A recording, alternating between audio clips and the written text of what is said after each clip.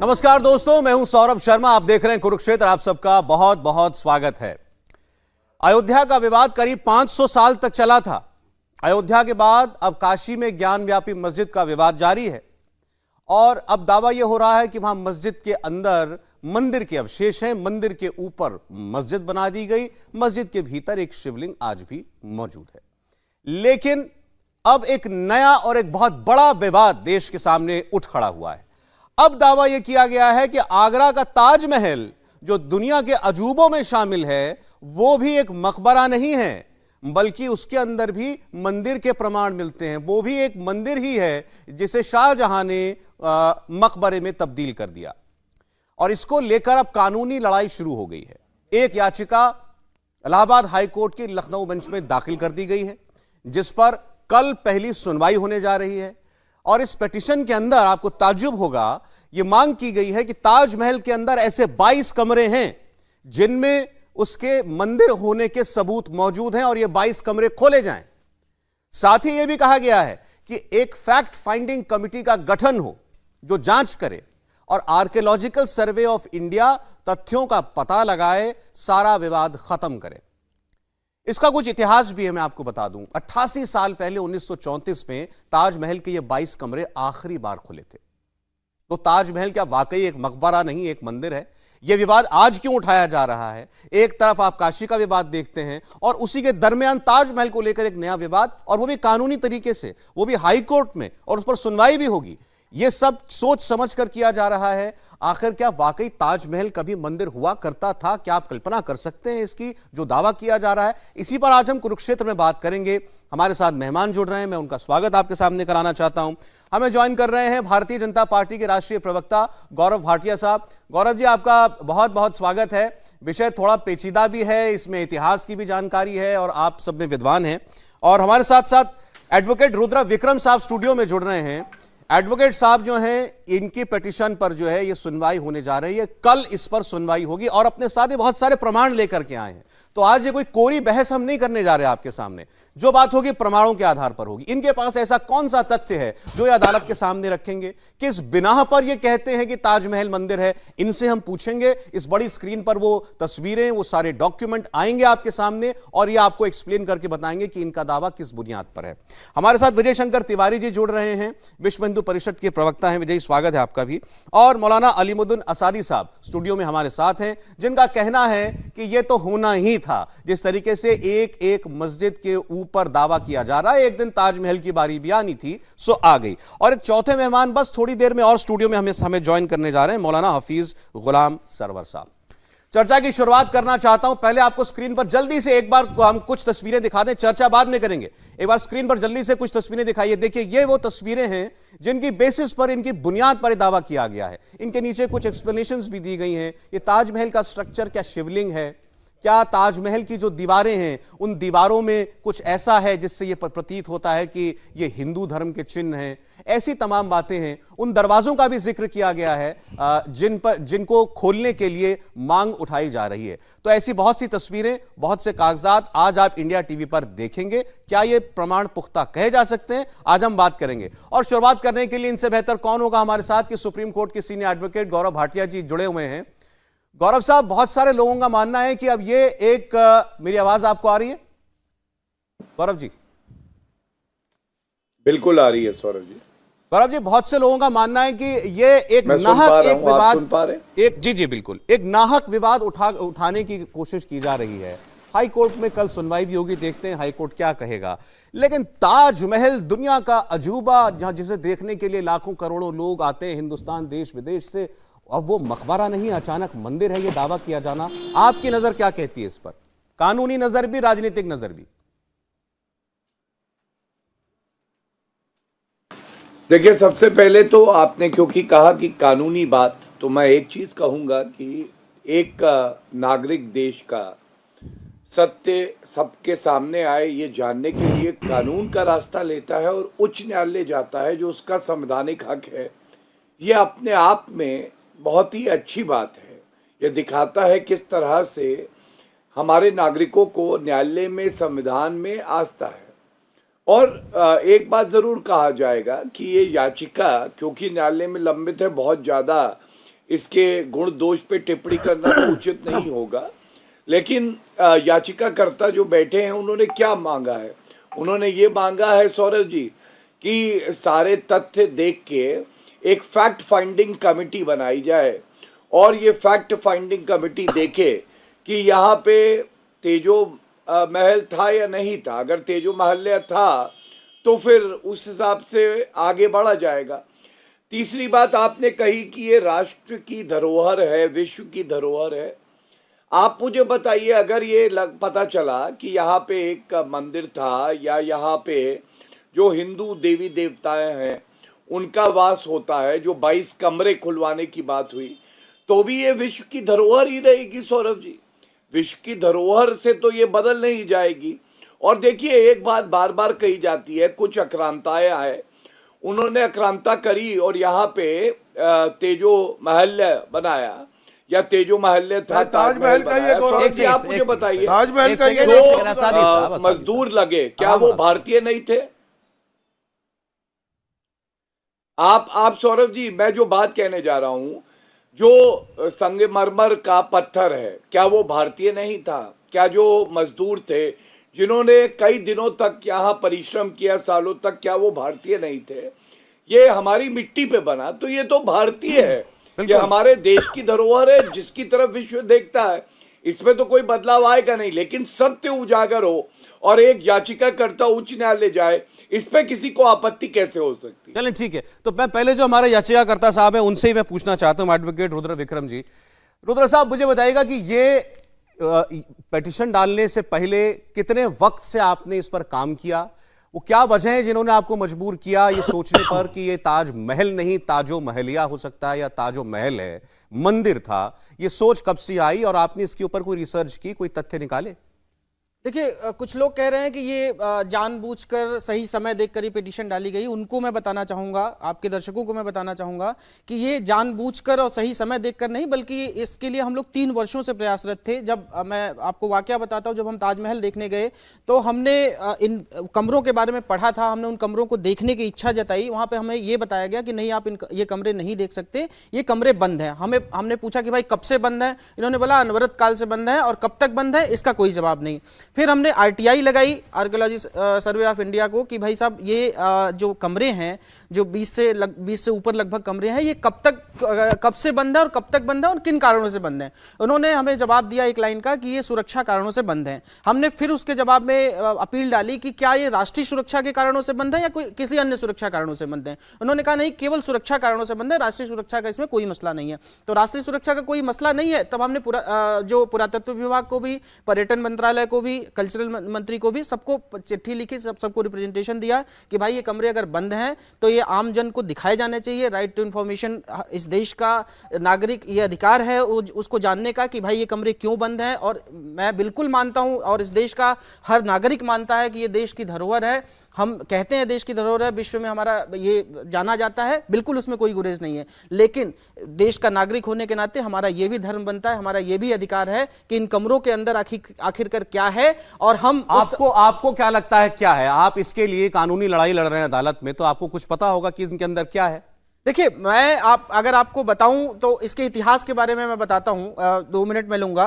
कि एक सबसे जो पद्धति होती है कि किसी इमारत की आयु नापने की, तो रेडियो कार्बन पद्धति होती है। सबसे अच्छी पद्धति अभी तक मानी गई है कि किसी इमारत की आयु नापने की क्या पद्धति होती है। उस पद्धति के तहत उस इमारत की आयु नापी गई। 6 जून 1984 को एक उस रिपोर्ट आती है उस आयु नापने की, और पूरा विश्व इस बात से चौकन्ना हो जाता है कि आखिर ये ताजमहल, जिसको दावा किया जाता है कि 1631 से लेकर 1653 लगभग 22 वर्षों में ये इमारत बनके तैयार हुई, जबकि रेडियो कार्बन पद्धति के अनुसार उसकी आयु लगभग 550-600 वर्ष पुरानी रही होगी। तो ये एक बड़ा सवाल, एक तकनीक बता रही है इमारत की उम्र 550 साल जी, और इतिहास बता रहा है 350 साल जी। जो इतिहास हमें पढ़ाया गया, जो लॉर्ड ऑकलैंड जब देश छोड़ के गए, लॉर्ड ऑकलैंड जो इतिहास हमें दिया, जो इतिहास हमें पढ़ाया जा रहा है, उस इतिहास के द्वारा बताया जा रहा है। तो ये भी है दावा आपका कि मंदिर तोड़ के ताजमहल बना? देखिए, मंदिर ही नहीं तोड़ा गया, और राजा मानसिंह का जो पैलेस था वहां पे, जिसको कई सारे यात्री, कई सारे डच यात्री, कई सारे इंग्लिश यात्री, कई सारे फ्रेंच यात्री उस पे लिखते हैं, यात्रा वृत्तांत पे अपने लिखते हैं, उस महल के बारे में लिखते हैं, कहते हैं कि आगरा फोर्ट से ये 1 मील के दूर पे है, ये किला है, बहुत भव्य किला है। जो आगे आप गार्डन देखते हैं, उन गार्डन के बारे में भी विस्तार से वो वर्णन करते हैं, और वो बताते हैं कि ऐसा किला था, उस किले में भगवान शिव की मूर्ति भी थी, अन्य देवी देवताओं की मूर्तियां थी, जिसको बाद में सिर्फ फ्रेंच यात्री यहां तक लिखता है, टेरन वायर एक फ्रेंच यात्री अपने यात्रा वृत्तांत में यहां तक लिखता है कि ये जानबूझकर जो शाहजहां की पत्नी जो 600 किलोमीटर दूर मरी, उनको यहां लाके इसलिए बताया गया या दफनाया गया। मुझे इसके बारे में भी सच्ची मुझे लगता है इसमें भी कुछ है, क्योंकि वहां एक बार ऐसा कहीं कहीं कुछ पुस्तकों में आता है कि जहां वो मरी वहीं दफना दिया गया था, लेकिन बाद में ऐसा कहा गया कि वहां से आके राजा मानसिंह से इन्होंने पैलेस मांगा और वहां पर ये दफनाया, और इतना भव्य पैलेस था कि वो सिर्फ अपने ख्याति प्राप्त करने के लिए वहां पे उन्होंने ऐसा ये किया। आप चाहते हैं इन सब की जांच होनी चाहिए? बिल्कुल। अच्छा, ठीक है। हमारे स्टूडियो में एक और मेहमान मौलाना हफीज गुलाम सरवर साहब भी जुड़ गए। मौलाना साहब, स्वागत है आपका। लेकिन शुरुआत में सादी साहब आपसे करना चाहता हूं इसके काउंटर दावे की। बिल्कुल अजीब बात है। अच्छा, मैंने तो कल आपके स्टूडियो में बैठ के कहा था कि अब ये काशी विश्वनाथ की बारी है, आगे देखिए ताजमहल की बारी है। वो सच हो गई बात। ये काफी दिनों से विवाद चल रहा है, बड़े शर्म की बात है। हिंदुस्तान महान, जहाँ रिसर्च की जाती है, पूरे मुल्क से लोग आकर हमारे धरोहरों को देखते हैं, चाहे वो हिंदुओं को या मुसलमानों के हो, सिखों के या ईसाइयों के हो। ये बात जब से भारतीय जनता पार्टी सत्ता में आई है उसको हजम नहीं हो रही। ये ताजमहल, ये जामा मस्जिद, ये लाल किला, ये भव्य लाल किला क्यों मुसलमानों के नाम पे बना हुआ है, जहाँ से प्रधानमंत्री भी आन के 15 अगस्त को भाषण देते, ये बर्दाश्त से बाहर होता जा रहा है। किसको? बड़े शर्म की बात है। लाल किला किससे बर्दाश्त नहीं है? प्रधानमंत्री नरेंद्र मोदी वहीं से भाषण देते हैं, हम सुनते हैं ना, जैसे हमने सुना ऐसे आप सुन लीजिए। रही बात ताजमहल की, ताजमहल गंगा के बीचों बीच बना हुआ एक मकबरा है, जो शाहजहां ने अपनी बीवी मुमताज महल के लिए इसको तामीर कराया। जब कोई विवाद नहीं हुआ, आप इसको राम मंदिर से भी जोड़कर देखना चाहते हैं, आप इसको काशी विश्वनाथ से भी जोड़ के देखना चाहते हैं, अब इसको एक मंदिर से जोड़ के देखना चाहते हैं। ये बड़े शर्म और दुख की बात है। हिंदुस्तान में 370 साल हो गए इसको बने हुए, किसी ने कोई एतराज नहीं किया। आज जब भारतीय जनता पार्टी की सरकार आई है, अभी गौरव जी बड़े शान के साथ कह रहे थे ताजमहल, नहीं, मुझे बड़ी शर्म आती है। ये मैंने आपको लेख का जिक्र किया, 1984 में ये लेख आया था। 1984 में क्रेडिट कार्बन की आयु नापी गई थी। 1984 आयु नापने का कोई तरीका नहीं है। 1984 में भाजपा की सरकार नहीं थी। नहीं, 1984 में सरकार थी। हम भी जानते हैं साइंस, नहीं, हमने भी पढ़ा है, आपने नहीं पढ़ा। आप सुन लीजिए, जैसे मैंने आपको सुना है, ताजमहल के 22-24 कमरे आपने बताया सौरभ जी, शर्मा जी, कि वो खुले 1948 में, जब किसी को उस पर आपत्ति नहीं थी। तो आज आपत्ति क्यों हो रही है? क्यों उसको चैलेंज किया जा रहा है? तो और अभी मुझे खोल के दिखा दें। नहीं, अभी मैं बात कर रहा हूं, तो गए अभी सौरभ शर्मा जी, एक मैं बात कह दूं, अभी PIL इनकी दाखिल हुई है नहीं हुई है हमें नहीं पता। कल उस पर विचार रखेगी जो कोर्ट की बात तो अलग है। देखिए, ये विषय उठाए तो हम इस पर चर्चा कर रहे हैं। बहरहाल आपने 2-3 बातें कही, एक सेकंड में उनका जवाब ले लूं। देखिए, बाकी 2 मेहमान वेट कर रहे हैं। आपने कहा 2 बातें आपने कही कि ये लाल किला, ये जामा मस्जिद, ये ताजमहल, जो भी बड़ी इमारतें, भव्य इमारतें हैं, जो कहीं ना कहीं किसी मुस्लिम शासक की बनाई हुई हैं या जिनकी पहचान मुसलमानों की बनाई हुई, आपने यही कहा था, तो वो हजम नहीं हो रही है। इसका मैं जवाब लूंगा तिवारी जी से। और आपने गौरव भाटिया जी पर एतराज जताया कि इन्होंने क्यों कह दिया तेजोमाल है, इसका जवाब वो देंगे। तो पहले 1 मिनट तिवारी जी बताइए, देश की इस्लामिक पहचान वाली सारी इमारतों से चिढ़ हो गई है। सरोज जी भी मौलाना साहब कह रहे थे कि देखो, मैंने कल कहा था कि अब ये और इसके बाद फिर ये, फिर इसके बाद ये, इनकी मन का चोर बोल रहा है कि वो सारे मुद्दे उठेंगे जो मुद्दे दफन कर दिए गए थे। उन्होंने कहा कि अभी क्यों उठ रहा है? तो मौलाना साहब, वास्तव में सच की बात है कि 2014 से पहले जो सरकारें आई थी वो भी कहीं ना कहीं आपके हित के चिंतक ही थी। हिंदुओं से तो दूर दूर तक वो पता नहीं क्या करती थी। एक मिनट सुन लीजिए मौलाना साहब। देखो सौरभ जी, 1017 में कृष्ण जन्मभूमि पर हमला हुआ, उसको तोड़ा गया। 1665 में सोमनाथ मंदिर को तोड़ा गया, हालांकि वो सोमनाथ मंदिर बन गया। इसके बाद बाबा विश्वनाथ 1669 में, 1528 में श्री राम जन्मभूमि। ये मौलाना साहब, भारतीय जनता पार्टी की सरकार में इतिहास नहीं लिखा गया, इतिहास लगातार पीछे से चला आ रहा है, और कहीं ना कहीं उनके दस्तावेज हैं जिन्होंने इनको तोड़ा है। जिन्होंने तोड़ा है उनके दस्तावेज अगर खुलकर ये बोल रहे हैं सौरभ जी कि ये टूटा है, तो उसमें मौलाना साहब को स्वीकार करने में कोई दिक्कत नहीं होनी चाहिए। आज बात क्यों की नहीं हो रही है, आज बात हो रही क्या, ज्ञानवापी में अंदर क्या, तो समस्या क्यों हो रही है, ताजमहल के अंदर क्या, तो समस्या क्यों हो रही है। और एक कानूनी प्रक्रिया है, अगर हम लोकतंत्र में रहते हैं। समस्या तिवारी जी, ये की बात देखिए ना, नहीं है। ताजमहल खुला हुआ है। एक मिनट, सब द्वार खुले हुए बात सबके। ये है कि अचानक से जो है ज्ञानव्यापी भी मुकदमेबाजी में चला जाता है। वहां कृष्ण जन्मभूमि के नाम का जो विवाद है उसको भी अदालत में लाया जा रहा है, और अब ताजमहल को भी एक के बाद एक हो रहा है। सौरभ जी, ये बताइए आप कि अदालत में लाया जा रहा है ना, लोकतंत्र में कभी भी आप अपनी बात उठा सकते हैं। आप ये बात क्या 1947 के पहले उठाकर ये सारा कर सकते थे क्या? आज अदालत ने उसे स्वीकार किया। चलिए, अच्छा ठीक है कि जांच करते हैं, जांच करते हैं। मौलाना सरवर साहब, मैं 1 मिनट में आ रहा हूं आपके पास। ये बात गौरव भाटिया जी का जवाब। गौरव जी, आपने तेजो महाले का इस पर एतराज हुआ कि क्यों कहा वो ताजमहल है, ताजमहल ही कही, और दूसरा ये कि देश की सारी इस्लामी इमारतों की जो पहचान बनी हुई है वो हजम नहीं हो रही है आज के निजाम को।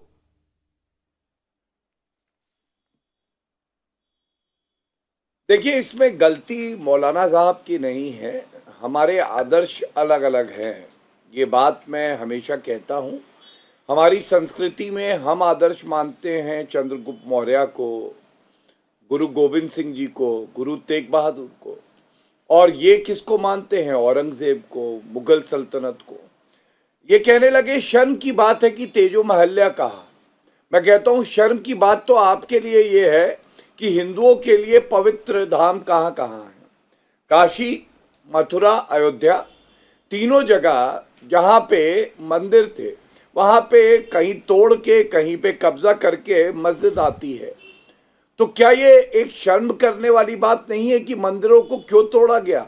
और इनको तो चाहिए कि इनको कह देना चाहिए कि अगर हिंदू भाई बहन मांग रहे हैं तो ये तीनों मंदिरों से हम शुरुआत करेंगे और ये आपको दे देंगे, लेकिन नहीं दे पाएंगे।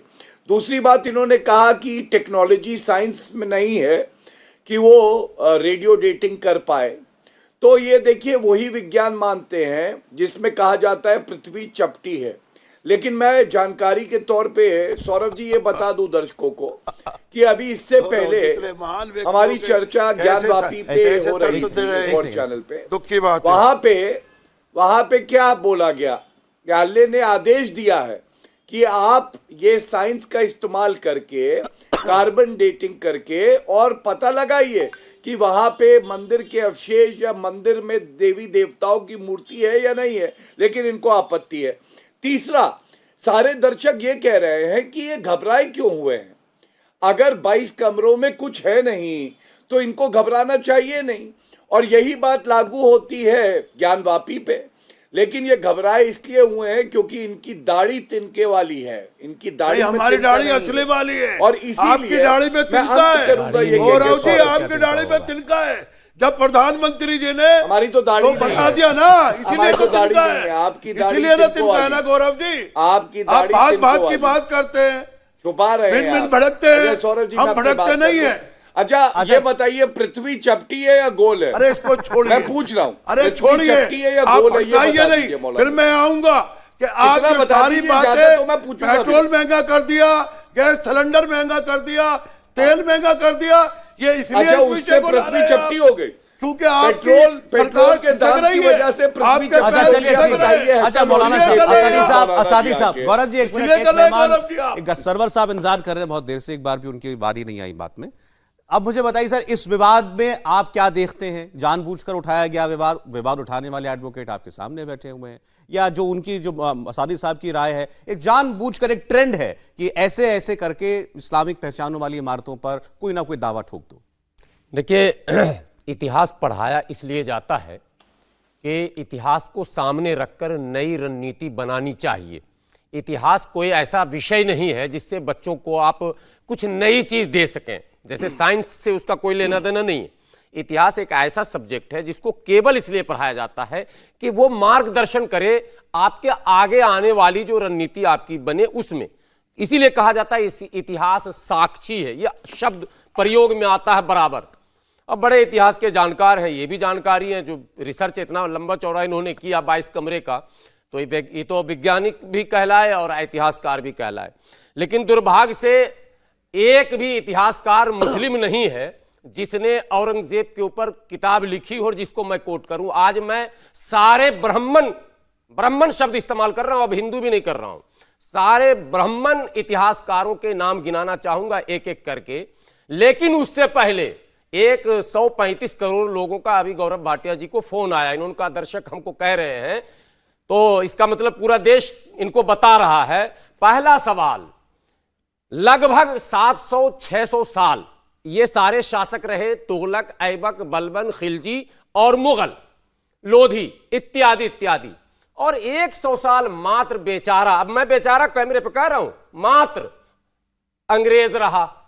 भारत के इतिहास में हम लोगों को पढ़ाया गया था, पता नहीं तिवारी जी भी पढ़े होंगे, अंग्रेजों भारत छोड़ो गांधी जी का नारा था। मेरा सवाल हमारे तमाम तीनों साथियों से है, तुगलको भारत छोड़ो नारा क्यों नहीं दिया, ऐबको भारत छोड़ो नारा क्यों नहीं दिया, बलबनो भारत छोड़ो नारा क्यों नहीं दिया, मुगलों भारत छोड़ो नारा क्यों नहीं दिया? और इसलिए नहीं दिया कि अब मैं इतिहास बताऊंगा, मुगलों ने सबसे ज्यादा ब्राह्मणों को, राजपूतों को मैंने लाभ दिया, पद दिया, और ये जो अब काशी आएंगे तो काशी भी बता दूंगा किसने तोड़ा। मुगल तो एक प्रतीक था वो औरंगजेब। अच्छा मौलाना साहब, इतिहास की बात किया, इतिहास की एक महाराजा जो थे इतिहास और रानियां जो थी, सुन ले वो कौन थी? सुन ले मुगलों को आपने भगाया क्यों नहीं? अरे आपने नारा क्यों नहीं दिया? सर एक सेकेंड मौलाना साहब, नहीं, अभी जो बोले हैं उस पर, अरे जो बोले हैं उस पर जवाब, जो बोले जवाब लीजिए। किस मुंह से? अरे मैं बता रहा हूं आपको, मैं बता रहा हूं आपको ना।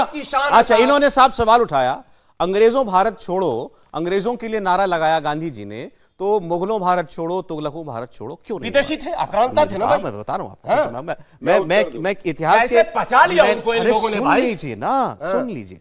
गुरु गोविंद सिंह जी महाराज किससे जंग करते हुए शहीद हुए? फिर सत्ता का जंग है, बिल्कुल जंग हुई था। नहीं, वो तो कईयों का जंग है, राजा महाराजा। भाई वो जंग हुई, अरे जंग का मतलब क्या होता है? एक सेकंड, अब मौलाना साहब सुनना पड़ेगा। आप बोले जंग हुई तो भगाने के लिए हुई ना? नहीं, अरे एक सेकंड, कैसे नहीं हुई? मास कांटेक्ट की बात कैसे नहीं हुई? भारत मराठे किससे लड़े? सीमा में है। मराठे किससे लड़े? मराठे भी सत्ता की लड़ाई थी। राजपूत किससे लड़े? राजपूत किससे लड़े? शिवाजी राजपूत किससे लड़े? किससे लड़े राजपूत? शिवाजी महाराज को पकड़कर औरंगजेब के दरबार में किसने लाया? अरे भाई सवाल बार बार ये उठता है, यही तो सवाल कर रहा हूं। अरे जब हिस्ट्री में हिस्ट्री ये भी बताती है कि औरंगजेब ने मंदिर तोड़े, बजाय इस बात को स्वीकार करने लेंगे भाई तोड़े होंगे, हमारा क्या लगता है? तोड़े कह रहा हूं ना, इनके रिश्ते हैं, मैं ये कहना चाह रहा हूं। नहीं, आप तो औरंगजेब को बताना चाह रहे हैं कि वो तो हमारा भाई था।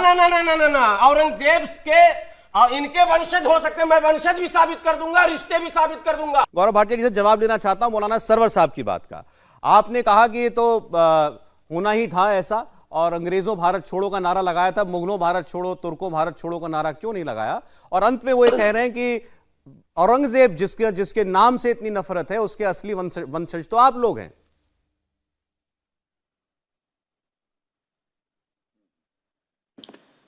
देखिए, ऐसा है कि इनका विज्ञान कुछ और कहता है। ये विज्ञान भी मैंने जैसे बताया पृथ्वी चपटी है तो क्या कर सकते हैं।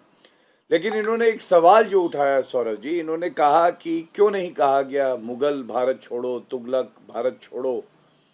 तो सौरभ जी, अगर आपके घर में कोई घुस आएगा और ये देश हमारा घर है, तो या तो आप उसको निकाल बाहर फेंकेंगे और या नेस्त नाबूद कर देंगे, खत्म कर देंगे। तो मुगल के लिए तो इतना ही कहा जा सकता है कि औरंगजेब के बाद आखिरी जो मुगल रहे बहादुर शाह जफर जो है वो खत्म हो गई, उसके बाद मुगल जो वंशज थे। तो क्या ये बात नहीं है कि जिनको खत्म कर दिया उनको भगाएंगे कैसे? उनकी रूह को भगाने का काम तो मौलाना साहब कर सकते हैं। तो भारत के लिए खत्म हुए। दूसरी बात देखिए, मौलाना साहब एक चीज हमें समझनी होगी। आप ये कहते हैं, सुन ले, बोलिए। शांत मौलाना साहब। देखिए, दूसरी बात आपने सौरभ जी जो पूछी कि ऐसा क्यों है ये मुद्दे अब उठाए जा रहे हैं, मैं समझता हूं भारतीय जनता पार्टी की सरकार के आने के बाद एक बात बिल्कुल स्पष्ट हो गई है, हिंदू, मुस्लिम, सिख, ईसाई, जैन, बौद्ध बराबर के नागरिक हैं। और किसी को अगर लगता है कि उसके साथ इतिहास ने गलत किया है या उसका कोई मालिकाना हक है, तो न्यायालय का दरवाजा वो खटखटा रहा है। ठीक है। वरना आप बताइए, अयोध्या हम जानते हैं कि उसके बाद क्या हुआ। पीवी नरसिम्हा राव 1991 में प्लेसेस ऑफ वर्शिप एक्ट ले आए कि कोई भी अगर धर्मस्थल है तो उसको बदला नहीं जाएगा। आप सोचिए, अगर आक्रांताएं किसी हिंदू राजा ने मुसलमानों पे करी होती और मस्जिदों को तोड़ के मंदिर बने होते, तो कोई व्यक्ति क्या ऐसा कानून ला सकता था? नहीं। लेकिन हिंदुओं को दबाने की राजनीति जो है वो कांग्रेस पार्टी और कई क्षेत्रीय दल हैं जो करते आए हैं। जी, ठीक है। तीसरी बात, इनका दोगलापन मैं आपको उजागर कर देता हूं। ये कह रहे हैं 350 साल हो गए, 370 साल हो गए, अब क्यों? आप मुझे बताइए, हागिया सोफिया 900 साल तक चर्च रहा, इन्होंने बदल के मस्जिद बना दिया था। उस वक्त कोई आया था बाहर क्या ये बोलने की एक चर्च को 900 ठीक है साल गौरव तक जी। जो चर्च रहा क्यों मस्जिद बना रहे हो? तो ये करे तो बहुत अच्छा है। दूसरा सवाल उठाए साक्ष्य के आधार ठीक। पे, तो वो गुनहगार है। अच्छा। ये किस तरह की इनकी सोच है, बड़ी जहरीली है। मैं जवाब लूंगा आपकी बातों का भी। जहां ताजमहल या तेजो महल, मकबरा या मस्जिद, ये विवाद उठा, अदालत में कल सुनवाई है। मेहमान हमारे साथ बने, आप भी इंतजार कर रहे होंगे कि वो आखिर किस बिना पर ये दावा किया जा रहा है। मैं बुलाना चाहता हूं मेरे नजदीक एडवोकेट रुद्र विक्रम साहब को। एडवोकेट साहब इधर आ जाएं। अब आप हमारी स्क्रीन पर एक एक करके आपके सामने वो सबूत आएंगे जो ये अदालत के अंदर रखने वाले हैं। अब ये बताएं, जैसे ये एक पुरानी तस्वीर ताजमहल की आप दिखा रहे हैं, और आगे आ जाइए सर, आगे आ जाइए। ये एक पुरानी तस्वीर आपने बताया कि इसकी बेसिस पर आप ये दावा करते हैं कि ये मंदिर था। क्या है ऐसा इसमें, ये इससे क्या साबित हो रहा है? देखिए, ये तो जो तस्वीर है ये आपको जो हमेशा जो ताजमहल पहले से था और अभी भी जो है ऐसा ही दिखता है। वो आपको ऐसा ही दिखता है। ठीक है। अच्छा, इससे पहले मैं एक चीज मौलाना साहब की एक बात का जवाब दे दूं, फिर मैं इस पे आता हूं। इन्होंने इतिहास की बात करी थी कि इतिहास आपने पढ़ा है कि नहीं पढ़ा है और क्या पढ़ा है। मैं इनको कहूंगा कि आप अगर समय मिलेगा तो एक बादशाह नामा जो शाहजहां के ऊपर लिखी गई थी, उनकी क्रोनोलॉजी लिखी गई थी, उसका 403 पेज नंबर 403 भी बता देता हूं, वो भी पढ़ लीजिएगा। और आदाब आलमगिरी एक है जो औरंगजेब के बारे में लिखी गई थी, वो भी पढ़ लीजिएगा, आपको सारी चीजें क्लियर हो जाएगी। अगर मैं बता देता हूं उसमें क्या है, बता दीजिए। शाहजहां ने पेज नंबर 403 पे शाहजहां ने लिखा है कि मैं राजा मान सिंह से एक पैलेस उधार ले रहा हूं, एक पैलेस या उधार मान लीजिए या फिर उससे लड़के लिया, उनसे उधार ले रहा हूं, जिसपे मैं ये मकबरा अपना एस्टेब्लिश करूंगा अपनी वाइफ का। ये 403 पेज पे आप पढ़ लीजिएगा। दूसरा, औरंगजेब का एक लेटर जो मैं कह रहा हूं आदाब आलमगिरी, उसमें पढ़िएगा, जो औरंगजेब की क्रोनोलॉजी है, उस लेटर उसमें एक लेटर लिखता है औरंगजेब अपने अब्बू को कि जो अम्मी का मकबरा आपने बनवाया है वो मकबरा बहुत क्षतिग्रस्त हो गया, उसमें मुझे रिपेयरिंग की जरूरत है, तो मैं अपने कोष से उसको रिपेयर करा रहा हूं। तो और ये ऐसा माना जाता है कि 1631 से लेकर 1653 में ताजमहल बनके तैयार हुआ। जो ताजमहल 1653 में बनके तैयार हुआ वो 1651-52 में रिपेयर हो रहा था। चलिए, ठीक है। जरा पहली वाली तस्वीर पर ही आ जाइए, एक बार पहले वाली तस्वीर आ जाइए। एक नॉर्मल जो ताजमहल जैसा दिखता है, इसमें आपने क्या बताने की कोशिश की? देखिए, अब ताजमहल को अगर ऐसे हम देखते हैं, फिर मैं कहूंगा आपसे कि सबसे ऊपर वाली पहले प्रतिमा हम देखते हैं, ताजमहल के सबसे ऊपरी सिरा जो हम देखते होंगे, वो आगे आ जाएगा। मैं रिक्वेस्ट करूंगा, मैं वहीं से करता हूं, एक बार प्लीज वो सबसे उछला सिरा एक बार दिखा देंगे। देखिएगा, आपके पास जो सेकंड लास्ट तस्वीर है वो दिखाने को कह रहे हैं। आपके सीक्वेंस में सेकंड लास्ट तस्वीर, आप बिल्कुल टॉप की ये तस्वीर क्या है? अब ये देखिए, ये तस्वीर देखिए, ये अर्धचंद्राकार आपको दिख रहा है, बस यही नीचे करिए थोड़ा, आ जाएगा दोबारा आ जाएगा। अर्धचंद्राकार आपको सबसे ऊपर टॉप पे देखिए, अर्धचंद्राकार ये दिख रहा है आपको। उसके नीचे ये देखिए कलश नुमा ऐसी आकृति दिख रही है, और ये पूरा एक शिव जी के त्रिशूल का ये वर्णन कर रहा है कि शिव जी का एक त्रिशूल है, और इस त्रिशूल के ऊपर अर्धचंद्राकार जो आप देखते हैं कि भगवान शिव के ऊपर जो वो अर्धचंद्राकार, जब भी आप भगवान शिव की मूर्ति देखेंगे तो उसमें ऐसा होता है कि उनके जटाओं में चंद्रमा होते हैं, और ये कलश है, और कलश के ऊपर ये देखिए चांद सितारा तो इस्लामी पहचान भी है। नहीं, उन परचम में होता है। आप देखिए ना, कलश नहीं है ना, कलश है। कलश किसी ये दिखा दे किसी इमारत में, इसको कलश कह रहे हैं जी, ये कलश है, और कलश के ऊपर ये जो देखिए अर्धचंद्राकार है। तो ये जो आकृति जो पहले की थी वही आकृति एज इट इज है। ये पहला एक चीज मैं आपको बता रहा हूं। दूसरा चीज, आगे बढ़ते हैं। कोई भी तस्वीर चलाइए देखते हैं। आगे की तस्वीर चलाइए, कोई और दूसरी पिक्चर चलाइए। अच्छा ये इसको थोड़ा ऊपर करिए। ये आपने बताया कि ये ओरिजिनल मंदिर का नक्शा था। ये नक्शा है और ये पॉज कर दीजिए, बना पॉज कर दीजिए। बना भी ऐसे है, बना भी ऐसे। अगर हम अयोध्या का मंदिर देखते हैं, भगवान राम का जो मंदिर देखते हैं, तो उसमें जो आकृति है, जो अष्टकोण के, जो हिंदू सभ्यता के अनुसार अष्टकोण से जो हमारे मंदिर बनते हैं या हमारे महल भी कुछ कुछ बने हुए हैं, ये एकदम देखेंगे आप तो ये जो अष्टकोण के अकॉर्डिंग ही ये पूरा अष्टकोण का आप देखेंगे। जहां जहां भी ये कक्ष बना है, ये आप जहां से आप प्रवेश करते हैं, ये द्वार है जहां से आप जब आप ताजमहल देखने जाते हैं तो यहां से आप प्रवेश करते हैं, ये द्वार है। उसके बाद आप देखेंगे तो ये आप उसकी अगर गौर से आप जब भी आप कभी आगरा ताजमहल देखने जाइएगा तो कोई भी, और मैं ये भी कहता हूं साथ साथ कि इनकी कोई भी इमारत, एक कोट में और करता हूं, इनकी कोई भी इमारत, पूरे विश्व में कोई भी इमारत जिसमें महल लिखा हो, जिसमें महल आया हो, वो मुझे बता दें कि कोई महल, ये इतिहास की बात कर रहे थे, ये इतिहास बता दें कि कोई भी इमारत जो मुस्लिमों ने बनवाई हो और उसमें महल आया हो। तो इसलिए ताज के सामने आगे महल क्यों लिखा है? ये लोग कहते हैं कि मुमताज महल के नाम पे ऐसा है, मुमताज ये बनाया गया था, लेकिन हालांकि वो मुमताज का नाम भी मुमताज उल जुमानी था, मुमताज महल नहीं था। तो ये भी लेकिन अब ये नक्शा कहां से आया, इसे क्या प्रामाणिकता है? ये नक्शा आप ASI भी यही नक्शा देगा। ये जो जैसे जब हम कोई इमारत बनती है तो एक नक्शा पहले बनाया जाता है, और ये नक्शा ऐसा है कि जो है अभी, जैसे ये जो कक्ष है, ये जो प्रवेश द्वार है, ये सारे कुछ एज इट इज ये बना हुआ है। कहना चाह रहे हैं मौलाना साहब, बोलते रहिए बीच में आप।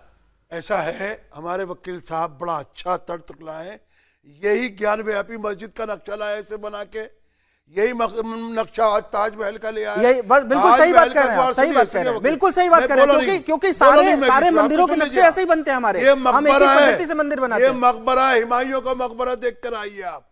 हुमायूं मकबरा देखा है निजामुद्दीन में? आप देखिए दादा का, वो देख के आइए, उसके भी द्वार ऐसे ही है। आप जाइए हुमायूं के मकबरे के अलावा हमारे कुतुब साहब की दरगाह पे जाइए, उनका जो आस्थाना बना है उसको भी देखिए। मतलब वो मुगल आर्किटेक्चर हर जगह एक और जैसा वो रहा है। देखिए आप निजामुद्दीन में जाइए। एक सेकंड, तिवारी जी कुछ कह रहे हैं। सौरभ जी, आज जो भी विमर्श हो रहा है, ये विमर्श जिन राजाओं ने तोड़ा है, जिन आक्रांताओं ने तोड़ा है, उनके अपने लिखित सारे साक्ष्यों के साथ सारा विषय आ रहा है। एक बात। दूसरा, आप मस्जिदों में कलश होते हैं, ये कलश नहीं है, ये लाइए मूर्ति है। एक वाली तस्वीर आप दोबारा राम लगाइए। मस्जिद देखिए जाकर। वाली तस्वीर लगाइए आप दोबारा। राम एक मस्जिद मिनट, देखिए। नहीं, वो तर्क है, वो कुतर्क है, नहीं, वो तर्क उसको नहीं कुतर्क, है। उसको कुतर्क हमारे बोलते यहाँ हैं। जो कलश वाली कल्चर है, सेकंड लास्ट पिक्चर कल की लाइए। छवि है, हिंदू उसको मुस्लिम कुतर्क एकता बोलते का हैं। प्रतीक है। आपके कलश यहाँ में स्ट्रक्चर में और बुर्ज में फर्क मिनट, नहीं है। एक मिनट, देखिए, मैं- एक, अरे दो, ये- तीन, और अब ये वो देखिए, चार ये बना वो कह रहे हैं- हुआ है। मौलाना सौरभ साहब, जी, आप क्या हमें बोला स्ट्रक्चर नहीं इसलिए। में हाँ। कहीं गणेश जी की मूर्ति अगर होती आपने है, देखा आप क्या चांद स्ट्रक्चर तारा में कहीं हमारा स्वस्तिक होता इस्लामी है, निशान है। आप क्या मैंने तो स्ट्रक्चर में पूछा कहीं इनसे ओम कि होता चांद है? तारा होता है, तारा- पहचान। वो जो ऊपर देखिए कहाँ है आप, तारा? तारा उसकी कहाँ है? गोलाई तारा आप कहाँ तो इसको आप रिड्यूस सिर्फ- कीजिए। सिर्फ- रिड्यूस करने के बाद इसको बिल्कुल आकार चांद और तारे का नजर आएगा। यही नजारा आपको अभी जो टावर बना है, मक्का टावर सऊदी अरब में, उस पे भी यही आकार लगा हुआ है। तो उसमें कलश भी लगे हुए हैं, कलश भी लगे हुए हैं, कलश है। कलश आप कहते हैं किसी भी मस्जिद में कलश होते हैं, ये कलश है, ये कलश है, ये मीनार पे मौलाना साहब, ये कलश है, सीधे सीधे दिखाई पड़ रहा है। अरे गुम्बद है। 2 सेकंड मैं भी बोलूं। और आपने और वकील साहब ने जो बातें रखी, दमदार बातें हैं, लेकिन एक बात मैं रखता हूं, पूरा देश उसको सुन लेगा तो ज्यादा भला हो जाएगा। हर सदी के निर्माण को आप यदि देखेंगे, हर सदी के, तो उसमें कहीं ना कहीं आपको डिफरेंसेस नजर आएंगे। आज हिंदू मुस्लिम के नाम से बिल्डिंगें, इमारतें नहीं बनती हैं। जब आज आप जाएंगे, जो मटेरियल्स आज यूज हो रहे हैं वो पहले 200 साल पहले नहीं हुआ करती थी। और ये जो है ना, ये इस्लामिक चिन्ह नहीं है, ये एक भारत में ऐसी अनेकों माने इमारत आपको मिलेगी। धन्यवाद, आपने एक्सेप्ट किया कि इस्लामिक चिन्ह नहीं है। इस्लाम से ताजमहल का मैं फिर बोल रहा, पता नहीं मौलाना का क्या व्यू है। ताजमहल एक मकबरा है, उसका इस्लाम से क्या लेना? निशान बोल रहा हूँ, वो हिस्ट्री का निशान तो बोल रहा हूँ। हाँ, वो निशान जो आप इस्लामी है, उसको कह रहा हूँ मैं। तमाम मस्जिदों में, मैं जिस गांव से हूँ वहां का घर पे होता है। दरअसल मंगा लूं अगर सेब न मिला तो। दरअसल सौरभ भाई, जो आक्रांता थे उनको ये सोच में ही नहीं था कि जो हम खड़ा कर रहे हैं ये कभी यहाँ पर और किसी की भी राज्य आएगा। उनको लगता था जो हमने जीत लिया सब खत्म कर दिया, जो हमने खत्म कर दिया गया वो सब हमारे पास रहेगा। वो मुगालता मौलाना साहब टूट गया, वो मुगालता टूट गया। हम लोग बात करेंगे, आप लोग लॉजिक की बात हो रही है, वो अपना तर्क दे रहे हैं। वो कह रहे हैं कि ये कलश है, आप कह रहे हैं वो कलश नहीं है, गुंबद का हिस्सा है। कलश नहीं हुआ, आप तो ये कलेश कर रहे हैं, कलश थोड़ा ना। कलश पर कलेश कर रहे हैं। बताइए एडवोकेट साहब। नहीं, मौलाना साहब ने एक्सेप्ट कर लिया, मैं इनको बहुत धन्यवाद बात कहूंगा नहीं, कि ऐसे accept है। पूरे भारत ऐसे में ये ही जो है प्रतीक ये मिलेगी कलश है, आपको इन्होंने ऐसी। एक्सेप्ट कर लिया कि ये मुस्लिम प्रतीक नहीं है और ये बहुत अच्छी मुस्लिम बात प्रतीक है, है। कब मुस्लिम कहा नहीं, उन्होंने? इन्होंने कहा कि मुस्लिम मुस्लिम इस्लाम इस्लाम के के ताजमहल को लेकर मैंने कहा आपको, बिल्कुल ताजमहल इसीलिए हमारा है। इसीलिए से इसीलिए इस्लाम का कोई संबंध नहीं है। ताजमहल शर्मा, नमाज होती है। बस, बस, बस। हैं? नहीं वो नमाज अलग अलग है, है, मैं मस्जिद। गया हूं सर, अलग मस्जिद मस्जिद है। अलग है, ताजमहल अलग है। ये तो मस्जिद मकबरा के बराबर अरे में। मकबरे से बहुत दूर। एक सेकंड, मकबरा भी तो इस्लाम का हिस्सा है नहीं ना? नहीं नहीं नहीं है। नहीं बिल्कुल मकबरा नहीं। तो ऐसा है। मकबरा जो है गांधी जी का तो आप ये कह रहे हैं कि ताजमहल को किसी धर्म से नहीं जोड़ा जा सकता? ये तो सरकार की चीज है। भारत सरकार के लिए इन लोगों ने चुनौती खड़ी कर दी साहब। करोड़ों का राजस्व प्राप्त हो रहा है, दुनिया का 7वां अजूबा है। आप समझिए इस बात अजूबा है को। तो अजूबा तो रहेगा ही। हम तो अजूबा अब रहेंगे। और अजूबा हो गया नहीं, ये। जा थोड़ी रहा है। रहेगा, हम तो कहीं नहीं रहे कि आप इसमें कुछ चेंज ताजमहल को करिए। तेजो आप लोग गए थे, आप लोग गए थे सुप्रीम कोर्ट। मैं अच्छा, एक आपको सेकंड, बताता अच्छा, हूँ मौलाना साहब बैठिए, एक- बैठिए, नहीं, नहीं, बैठिए, एक- बैठिए, पहले एक- बैठिए। सौरभ भाई, बैठिए। एक मौलाना साहब को एक इतिहास और बताता हूँ, बहुत रिसेंट का इतिहास है, इनको पता नहीं होगा। इनके वक्फ बोर्ड वाले सुप्रीम कोर्ट गए थे कि भाई साहब ये हमारी वक्फ बोर्ड की जमीन है, वक्फ बोर्ड ताजमहल है, कह रहे हैं मुस्लिम का नहीं है। ये लोग बात सही वक्फ है। बोर्ड गए प्रॉपर्टी है। थे, ये लोग वक्फ बोर्ड गए थे। प्रॉपर्टी है। सर, वक्त अरे प्रॉपर्टी आप कह रहे हैं सुप्रीम कोर्ट कह रहा है वक्फ इस्लाम प्रॉपर्टी का है। देखिए फिर इस्लाम कह रहे हमारा वो हैं किस तरफ से? सुप्रीम कोर्ट ने मेरा नहीं कहा है। है, सुप्रीम कोर्ट हर मेरी वो बात सुनिए, खबर सुप्रीम कोर्ट जहाँ ने- खबर है, नहीं, एक सेकंड, एडवोकेट साहब। वकील साहब सुनिए, जहाँ कोई मुसलमान शख्स दफन हो गया, चाहे वो अपने गांव देहात में अपने खेत में दफन हो गया, अगर उसके बच्चों ने उसको कह दिया कि ये वक्फ में हमें वक्फ करना है, तो उसको वक्फ कमिश्नर गजट करेगा। उसके बाद उसके तो मालिकाना आप कह रहे हैं हक- वक्त की प्रॉपर्टी है? वक्त की प्रॉपर्टी इसके है। आगे- इसके आगे आता हूँ। लीजिए। इसके- देखिए देखिए मुझे- मुझे ये लोग- बताइएगा, गौरव जी तथ्य- हमारे साथ हैं या नहीं, नहीं है अभी? गौरव जी का है। मैं इसमें बताता हूँ, अच्छा, ठीक मैं बताता हूँ। देखिए ये अब देखिए यही यहाँ के न्यायालय कोई और तस्वीर चलाइए जरा, चलाते रहिए। इसमें वक्फ बोर्ड वाली बात में आता हूँ। आप यही बात समझ में आती है कि ये लोग कितना संविधान का, कितना इस देश की सर्वोच्च न्यायालय का सम्मान करते हैं। सर्वोच्च न्यायालय का आप ऑर्डर पढ़ लीजिएगा, वहां भी जब इसको आप रोक कह रहे हैं ना, दीजिएगा, आप इस कह रहे हैं ना रोक कि दीजिएगा। आप कह रहे हैं कि अगर उन्होंने वक्फ में दान दे दिया, सुप्रीम कोर्ट ने भी यही बोला था कि कहाँ है शाहजहां के सिग्नेचर लेके आइए, तब उन्होंने अरे तब- जल्दी से अरे, मैं अरे, एक सेकंड, क्या तथ्य दे जल्दी रहे से हैं? कुछ एक और तस्वीरें और जिनको ये सबूत बता रहे हैं वो, जैसे कि ये दीवारों पर उद्घृत चित्र है, वो है वहां जी पर। जी, आप देखिए ये जो धतूरे का फूल लगा है, आप जब जाएंगे ध्यान से देखेंगे तो धतूरे का फूल, अब ये देखिए ओम की आकृति यहाँ पे झलकती हर है। चीज में ओम अगर नजर इसको आ आप रहा है। सही से देखेंगे तो ओम की आकृति झलकती है। आप रिड्यूस कराइए ना, फिर बताइए ना। अरे रिड्यूस ही है, ये रिड्यूस कराइए ना, रिड्यूस इसको ही आप। है, रिड्यूस और- कराइए आप। और एक इस पे ये भी पत्ती आइए, है, फूल है ये। एक सेकंड। यदि ईरान में भी इस तरह की कलाकृति दिख जाए तो दावा करेंगे आप? ईरान की इमारतों में, पुरानी इमारतों में, हम देखिए, हम अपने ताजमहल, मंगोल हम की अपने पुरानी भारत की बात कर इमारतों रहे हैं। में। आपका ईरान होगा, नहीं, वो ईरान की वकील बात साहब, करिए। नहीं, मैं इसको मेरा रखा भारत है, मैं दावा भारत की करेगा। बात करूंगा। नहीं इसको नहीं, रिड्यूस कराइए। चलिए, एक-एक करके। दावा मेरा कर रहे हैं। मेरा सही से, मेरा सही से, भारत है, मैं सही है। भारत की बात करूंगा। आपका ठीक है, ईरान आप होगा, आप ये मैं कह रहे हैं बात धतूरे के फूल की आकृति जो ओम जैसी प्रतीत होती है, ये जी। भी एक बात है जिससे लगता है कि क्योंकि मंदिर देखिए होगा। जब भी हम कोई इमारत बनाते हैं तो हम अपने कलाकृतियों को, अपने प्रतीकों को उसमें यूज करते हैं। तो उन्होंने ओम को जो देने की इसमें कोशिश करी है। चलिए, और ठीक। इसके बाद ये आइए, थोड़ा ऊपर करिएगा। एक बार प्ले कर दीजिए इसको जरा, समय खत्म हो गया वैसे, इसको प्ले कर दीजिए। अगर ये नीचे वाली आकृति हम दिखा सकते हैं तो जी हाँ, रोक दीजिए अब। अब ये देखिए यहाँ पे जो, अगर हम इसको ध्यान से देखें तो यहाँ पे ये जो एक ऐसा ये जो कलश है, और कलश से ऐसा जो हम शिवलिंग को चढ़ाते हैं दूध वगैरह, ये दूध निकलता जल हुआ चढ़ाया जा ऐसा रहा है। दर्शित किया जा रहा है कि ये दूध या जल चढ़ाया जा रहा है, ऐसा इसमें प्रदर्शित है। ये कलश, ये तस्वीरें कहाँ हैं? ये ये बाहर है इमारत, उसी बाहर में, की इमारत में, बाहर है, बाहर की में। तरफ या अंदर है? बाहर की तरफ है। ये सबको बहुत आप गहरा उसको ध्यान रिसर्च से है देखेंगे तो आपको सौरभ दिखेगी जी, वो। ये कलाकृति हिंदुस्तान का प्रतीक है, ठीक है। हिंदुस्तान की निशानी है, या हिंदू मुस्लिम इत्तेहाद की नहीं, निशानी मैं- मंदिरों में भी बनती है। हमारा गौरी शंकर का मंदिर किसने बनाया? मुसलमानों ने बनाया। ठीक है। लाल मंदिर किसने बनाया? मुसलमानों ने बनाया। ठीक है, जैन आइए मंदिर एडवोकेट किसने साहब बनाया? आइए, ठीक है। मुसलमानों तो ने यार बनाया चलिए, था। कुछ तस्वीरें हमने दिखाई जो एडवोकेट साहब लेकर के आए थे, कुछ तथ्य, कुछ दावे इनके हैं, कुछ हिस्टोरिकल फैक्ट्स ये कोट कर रहे हैं और बता भी रहे हैं कि वो कहां से रिलेट करते हैं। बहुत सी इतिहास की बातें दूसरी तरफ से भी आपने सुनी है। बहरहाल इसमें यहां बैठकर ना ये कुछ कर सकते हैं ना ये, क्योंकि मामला कल ही अदालत में सुना जाना है। अब अदालत एक्सेप्ट करती है कि हाँ इस पर जांच हो तो ये बड़ी बात होगी, और अगर रिजेक्ट कर देती है तो मुझे लगता है एडवोकेट साहब को मायूसी होगी। लेकिन बहुत शुक्रिया करूंगा आप सब लोग आज हमारे साथ जुड़े, स्टूडियो में आए, बहुत धन्यवाद आप लोगों का। इंडिया टीवी हर वक्त हर जगह डाउनलोड करने के लिए सर्च करें India TV news Google play store या ऐप स्टोर पर।